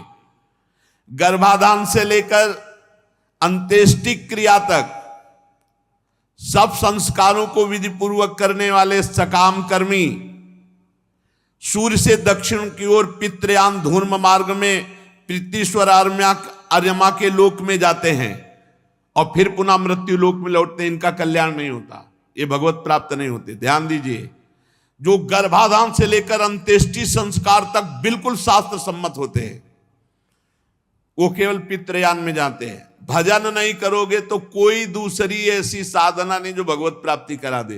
जैसे लोग बोलते हैं हम मर गए हैं, वो तो अंत्येष्टि क्रिया में, पिंडदान में सब करने से उनको भगवत प्राप्ति हो जाएगी। अरे जिंदा में कहा कि नहीं हो जाएगी। गर्भाधान से लेकर अंत्येष्टि क्रिया तक अगर भजन नहीं हुआ भगवान का, तो अन्य कोई साधन भगवत प्राप्ति नहीं कराएगा। हाँ, अब यह है कि उनके लिए भागवत अनुष्ठान करो, खूब नाम जप करो, उनको देव, तो उनका कल्याण हो जाए, भगवान की कृपा। पितृलोक में जाते हैं, अपने पितरों के साथ क्षुद्र भोग भोगते हैं, और जब पुण्य क्षीण होते हैं तो फिर आकर इसी मृत्यु लोक में गिरना पड़ता है। भगवान कह रहे हैं ततस्ते क्षीण सुकृता पुनर्लोकमिमं सति पतंति विवसा देवै सद्यो बिभ्रंसितोदयः। गिरना पड़ता है, इसी लोक में विवश होकर जन्म लेना पड़ता है। इसलिए माताजी परम कल्याण के लिए, परम मंगल के लिए, परम सुख के लिए एकमात्र श्री भगवान के चरणों का भजन। तुम श्री भगवान के गुणों का आश्रय लो, भक्ति के द्वारा मन वाणी शरीर से भजन करो। भगवान श्री कृष्ण के प्रति किया हुआ थोड़ा सा भक्ति योग भी संसार से वैराग्य और ब्रह्म साक्षात्कार रूप ज्ञान की प्राप्ति करा देता है। इसलिए भगवत स्वरूप जब तक सारा संसार नहीं दिखाई देता, तब तक सच्ची भक्ति का स्वरूप प्रकाशित नहीं हुआ। वासुदेवा सर्वम, सब मेरे प्रभु। खत्म के सर्वत्र भगवान का दर्शन होने लगा तो जीते जी जीवन मुक्त हो गया। वही संग रहित समान रूप, दोष और गुणों से रहित, महिमा में आरूढ़ ब्रह्म साक्षात्कार किए हुए महापुरुष है, जिसको सर्वत्र भगवान की अनुभूति, सर्वत्र ज्ञान मात्रम परम ब्रह्म परमात्मेश्वर पुमान दृश्यादि भी पृथक भावैर भगवाने कईयते। दृश्य अलग अलग है लेकिन दृश्य में भगवान एक है सब जगह। ये जो जानता है वही ज्ञान मात्रम परम ब्रह्म परमात्मेश्वर पुमान। ब्रह्म एक है, ज्ञान स्वरूप है। बाह्य वृत्तियों वाली इंद्रियों के द्वारा भ्रांतिवश अनेक अनेक रूप, अनेक अनेक पदार्थ दिखाई देते हैं, लेकिन सब में परमात्मा एक है। माता जी, योगाभ्यास के द्वारा एकाग्र चित्त से, असंग बुद्धि से ऐसा दर्शन होता है, ऐसा अनुभव होता है। योगाभ्यास यही कि बार बार चित्तवृत्ति को हटाकर प्रभु में लगाना, एकाग्रता पूर्वक प्रभु का चिंतन करना, असंग, किसी से अपनापन न करना। माता जी, मैंने ब्रह्म साक्षात्कार का साधन रूप ज्ञान तुम्हें सुनाया। हे देवी, ज्ञान योग और मेरे योग, भक्ति योग, इन दोनों का फल एक ही भगवत प्राप्ति है। ज्ञान में आत्मस्वरूप का बोध होना, संसार से मुक्त हो जाना, भक्ति में भगवान का साक्षात दर्शन होना, संसार से मुक्त हो जाना, आत्मबोध हो जाना। मम दर्शन फल परम अनुपा, जीव पाओ निज सहज स्वरूपा। नाना प्रकार के कर्म कलाप करने वालों को क्या मिलना है? इसलिए उन हर कर्मों को भगवान को समर्पित करते हुए, नाम जप करते हुए कर्म करो। मान लो कोई भी कर्म शास्त्र विरुद्ध मत करो, नाम जप करते हुए सत्कर्म करो, उसे भी भगवान को समर्पित कर दो, बच जाओगे इस माया की पिटाई से। नहीं तो बार बार कौन कौन सी योनि में जन्मना मरना। माताजी, मैंने ये सब तुम्हें 4 प्रकार की भक्ति सुनाई, अष्टांग योग सुनाया, प्रकृति और पुरुष काल ये सब सुनाया। 4 प्रकार की भक्ति, सतोगुणी, रजोगुणी, तमोगुणी और गुणातीत। देहूती जी ने कहा, प्रभु ब्रह्मा जी आपके ही नाभि कमल से प्रकट हुए हैं। प्रलयकालीन जल में शयन करने वाले आपके पंचभूत इंद्रिय शब्दादि विषय मनोमय विग्रह जो सत्वादि गुणों के प्रवाह से युक्त सत्स्वरूप कार्यों कारण दोनों के बीज हैं, ये सब हमने सुना। निष्क्रिय सत्य संकल्प संपूर्ण जीवों की गति, ये सब सुना। बड़ी विचित्र बात है प्रभु, ये सारा प्रपंच आप में है, फिर भी आपको भूला हुआ है। कैसे नाथ आप परम स्वतंत्र आनंदमय हो कि माया में बालक रूप धारण करके अपने चरण का अंगूठा चूसते हुए अकेले वटवृक्ष के पत्ते पर शयन करते हो, और उन परमात्मा को मैंने अपने गर्भ में धारण किया। विभो, आप पापियों का दमन करने वाले हो, अपने आज्ञाकारी भक्तों का अभ्युदय एवं कल्याण करने के लिए स्वेच्छा से धारण करते हैं। जैसे आपके और अवतार हुए, ऐसे आपका एक कपिल अवतार हुआ। ये केवल योग मार्ग, भक्ति मार्ग, ज्ञान मार्ग दिखाने के लिए हुआ। भगवान, यन्नामधेय श्रवणानुकीर्तनात् यत्प्रवहणाद्यति स्मरणादपि क्वचित् स्वादोपि सद्यः सवनाय कल्पते कुतः पुनस्ते भगवन् दर्शनात्। अहो वत्सपचतो गरीयान् यज्जिह्वाग्रे वर्तते नाम तुभ्यं ते पुस्तपस्ते जुहुवु शश्नुरार्या ब्रह्मानो चूर्णाम गृणन्ति ये ते। भगवान, वो धन्य हो जाता है जिसे आपका नाम सुनने को मिल जाता है। नाम कीर्तन, भूला भटका माया में जो आसक्त चित्त है, अगर उसको भी नाम महिमा सुनने को मिल गई, नाम जपने लगा, नाम कीर्तन, तो कह रहे स्वादोपि सद्यः सवनाय कल्पते। कुत्ते का मांस खाने वाला चांडाल भी सोमयाजी ब्रह्म ऋषि के समान पूजनीय हो जाता है जो आपका नाम जपने लगता है, नाम कीर्तन करने लगता है। अहो वत्सपचतो गरीयान् यज्जिह्वाग्रे वर्तते नाम तुभ्यं ते पुस्तपस्ते जुहुवु शश्नुरार्या ब्रह्मानो चूर्णाम गृणन्ति एते।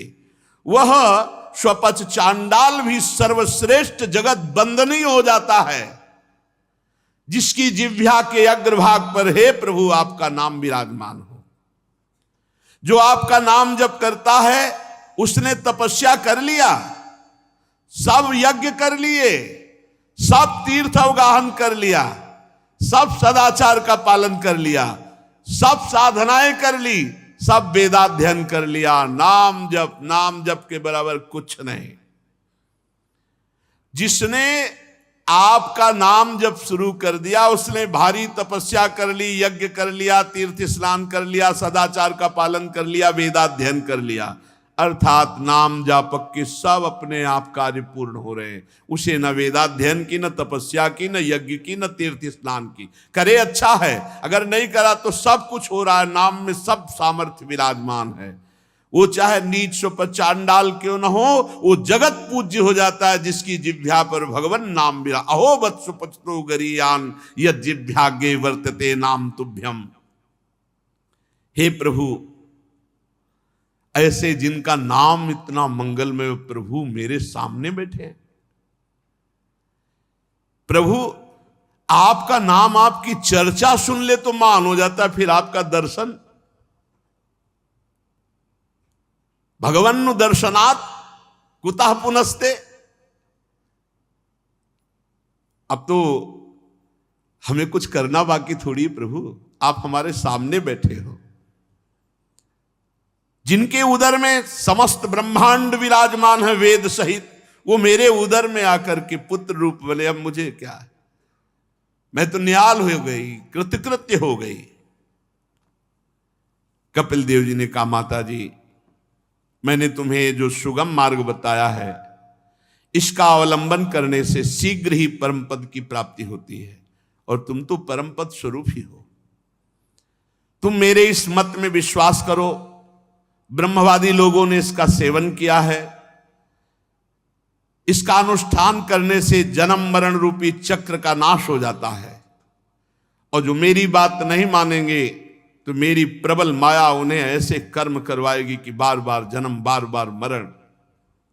ये न माम भवम याया मृत्यु मृच्छन्त्य तद्विदा।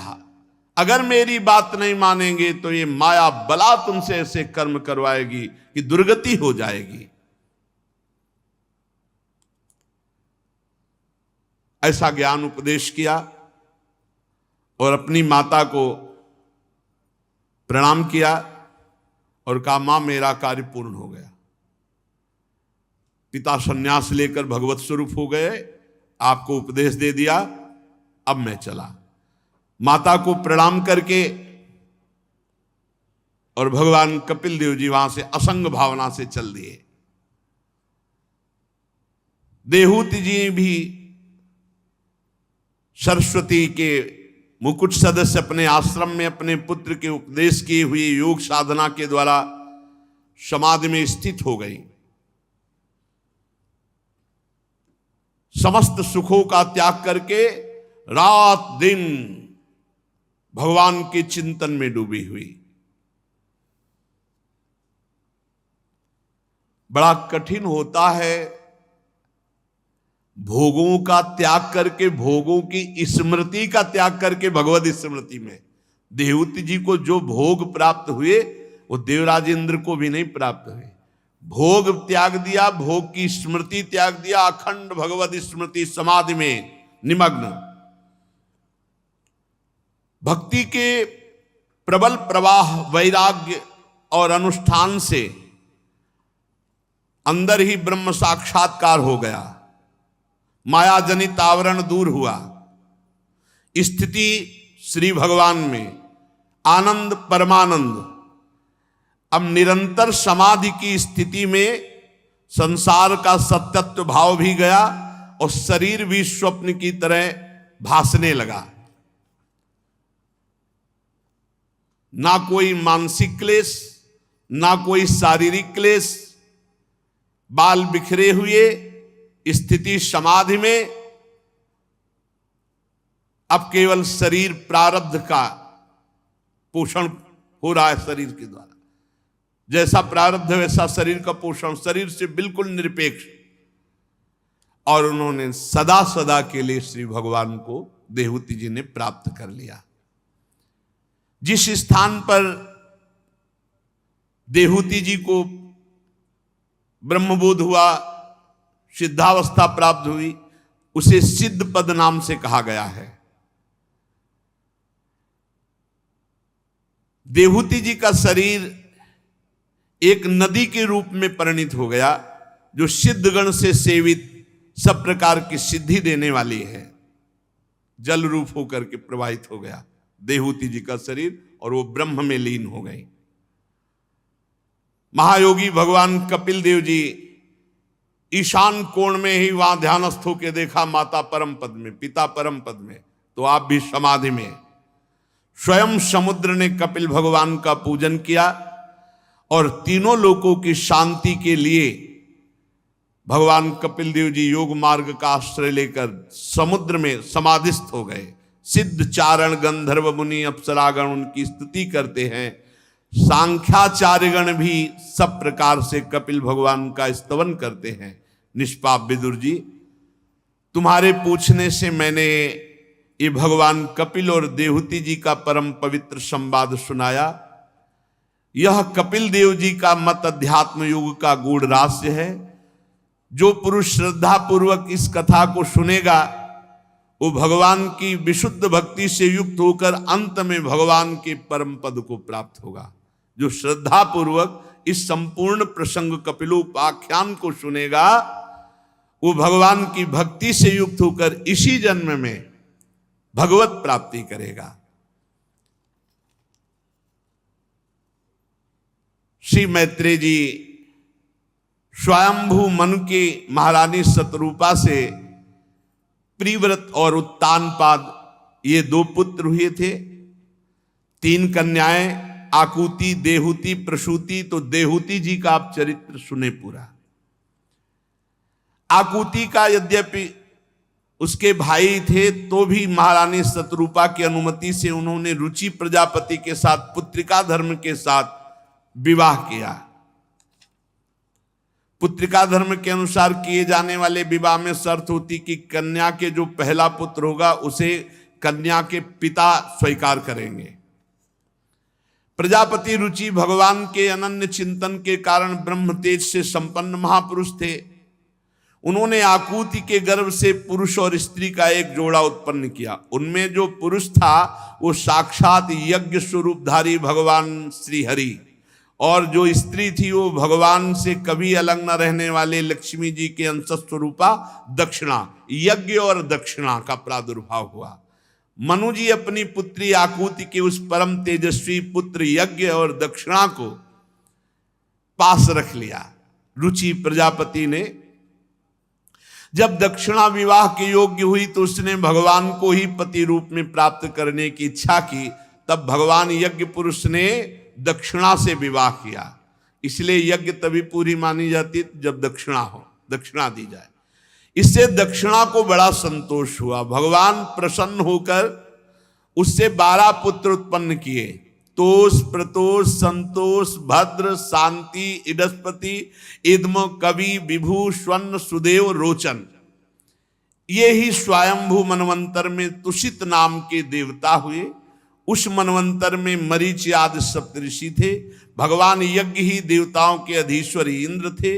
महान प्रभावशाली प्रिव्रत एवं उत्तानपाद मनु पुत्र थे। वह मनवंतर उन्हीं दोनों के बेटों, पोतों और दौहित्रों के वंश से छा गया। प्यारे विदुर जी, मनु जी ने अपनी दूसरी कन्या जो देहूति जी वो करदम जी से ब्याही, उनके संबंध में पूरा प्रसंग आप सुन चुके हैं। अब मनु जी ने अपनी तीसरी कन्या प्रसूति का विवाह ब्रह्मा जी के पुत्र दक्ष प्रजापति से किया और उनकी विशाल परंपरा से त्रिलोकी भर गई। करदम जी की देहूति जी से 9 कन्याएं हुई थी जो 9 ब्रह्म ऋषियों को ब्याही गई। उनका पहले वर्णन कर चुके हैं।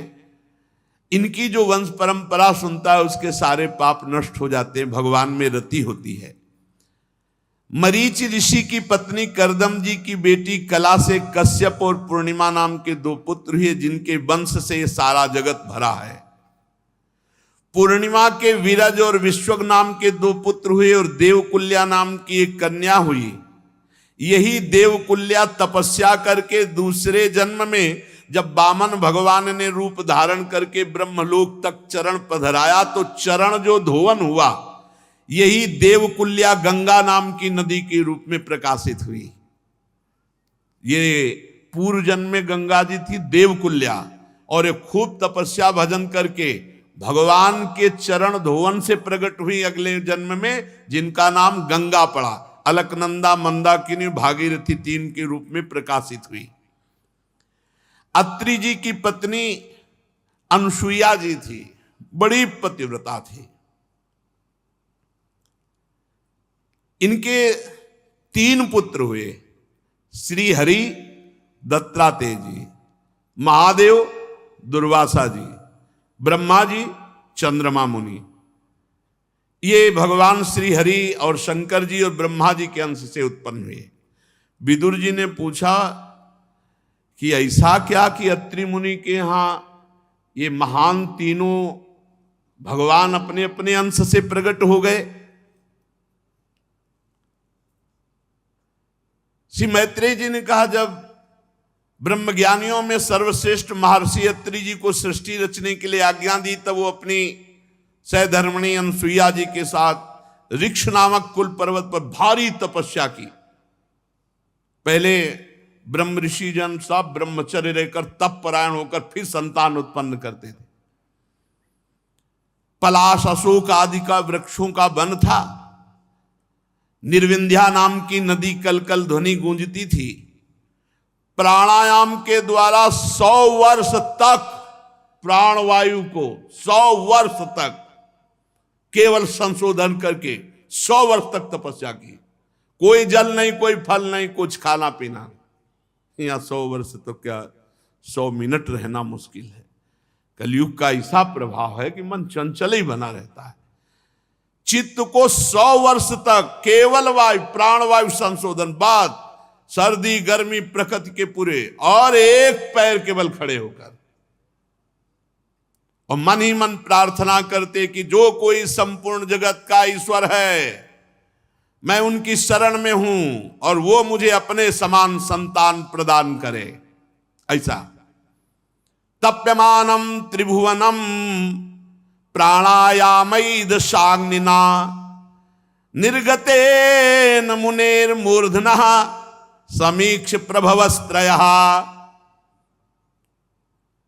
अब ऐसी प्राणवायु का संशोधन करके तपस्या की कि अत्रि मुनि के तेज से तीनों लोक कांप उठे ताप से।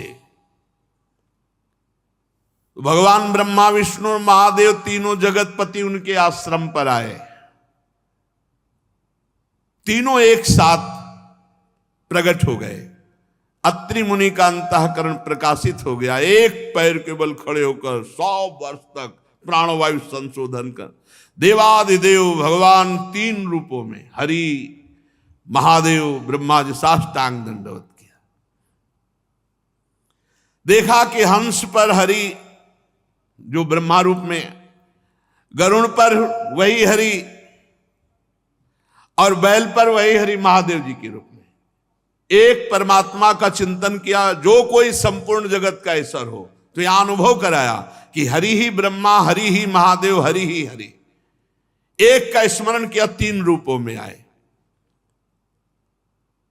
एक के हाथ में सुदर्शन चक्र है, तो एक के हाथ में त्रिशूल है, तो एक के हाथ में कमंडल है। तीनों कृपा की वर्षा कर रहे हैं। यहां और बीच में संतों से सुना है कि जब इनका तप, अत्रि जी का इस कोटि का, तो अनुसुईया जी का पातिव्रत, पूरा त्रिभुवन कंपायमान हो गया। तो एक दिन नारद जी ने लक्ष्मी जी और रुद्राणी और ब्रह्माणी से अलग अलग मिले और कहा, आपका पातिव्रत धर्म जो है लग होने जा रहा है। इतना श्रेष्ठ अनुसुईया जी का पातिव्रत धर्म है। वैसे स्वाभाविक आप तीनों पतिव्रता हैं, पर आपसे बढ़कर अनुसुईया जी का ऐसा कैसे हो सकता है? उनका परीक्षा ले लो।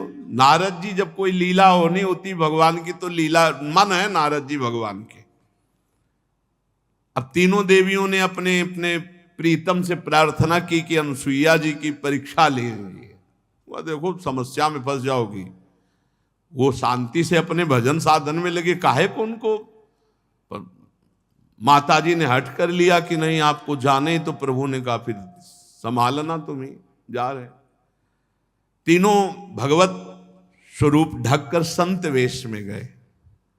ये हमने संतों से चरित्र सुना शास्त्र में। जो अभी यहाँ तीनों के प्रकट होने का वो इस रूप से है कि अत्रि जी ने एक मंत्र का अनुष्ठान किया कि जो कोई संपूर्ण जगत का ईश्वर है मैं उसकी शरण में हूं, वो अपने समान संतान प्रदान करे। तो अतिथि सत्कार बहुत आवश्यक है। सदगुरुदेव भगवान ने कहा कि जो विरक्त फुटपाथ में सोता है, मांग के खाता है, उसका कोई अधिकार नहीं है। अगर एक छोटी सी भी कुटिया बनी और कोई आ जाता है और कहता भूख लगी और फिर आप उसे वापस भेज देते तो आपके सुकृत और तप नष्ट हो जाएगा। अब आपको पवाना पड़ेगा, कुटिया क्यों बनाया। अगर वो आया है और कह रहा है मुझे भूख लगी है, तो जो कुछ आपके पास रूखा सूखा है पवाइए, उसका स्वागत कीजिए। ये धर्म है कुटिया बनाने का। भगवत स्वरूप तीनों भगवान संत वेश में गए और कहा मुझे भूख लगी है, तो उनका आप ठहरिए, हम कंदमूल फला, बोले हम ना फलाहारी है ना हम दुग्ध पान करेंगे आज। तेजो में भगवत स्वरूप है, कोई वहां छल कपट पाखंड का तो प्रवेश ही नहीं। इतनी तो स्वयं अनुसुईया जी सामर्थ्यशाली है। अनुसुईया जी मुस्कुराई कि ये कैसा आतिथ्य सत्कार। आंख मूंदा और तपस्या में विराजमान अत्रि जी उनसे बात की कि आपके घर में अतिथि पधारे हैं। वो बड़ा अटपटा उनकी प्रश्न है, बड़ी अटपटी मांग है। तो मैं तो तपस्या में संलग्न हूं, तुम उनको पुत्र बना लो। पति की आज्ञा कमंडल से जल लिया और कहा तुम तीनों 6-6 महीना के बालक बन जाओ। हल्लू बन गए। गंगाधारी महादेव जी 6 महीने कितने अच्छे लग रहे होंगे। छोटे छोटे गोरे चरणारविंद ऐसे ऐसे करके गंगा जी त्रिशूल हाथ में है। छोटे से भगवान हरि, छोटे से 4 मुख वाले ब्रह्मा जी, पियो दूध। जगत माता भगवान को दुग्ध पिलाकर 3 पालने पे कई दिन हो गए। नारद जी पहुंचे, बोले भगवान कहाँ है। बोले गए थे अनुसुईया जी की परीक्षा में, अभी तो वो कभी नहीं आएंगे। बोले क्यों। बोले पालने में है 6-6 महीना के। बोले तुम फंसा दिए नारद जी से, कहा तुम फंसा दिए ऐसा।